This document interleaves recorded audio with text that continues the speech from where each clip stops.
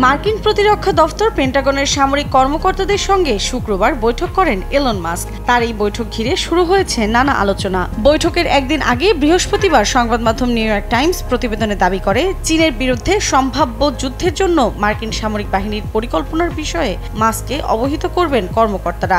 এমন খবর নিয়ে বেজায় চটেছেন মার্কিন ধনকুবের।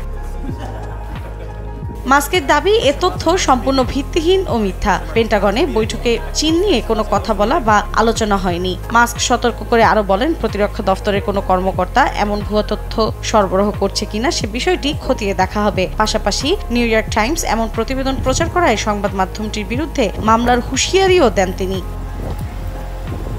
এদিকে পেন্টাগনে মাস্কের বৈঠকের এমন খবর প্রকাশের পর বেশ বিরক্তি প্রকাশ করেছেন প্রেসিডেন্ট ট্রাম্পও। সামাজিক মাধ্যম ট্রুথ সোশ্যালের এক পোস্টে তিনি বলেন, ওয়াশিংটন বেইজিং এর যুদ্ধের বিষয়ে কোনো আলোচনা হয়নি।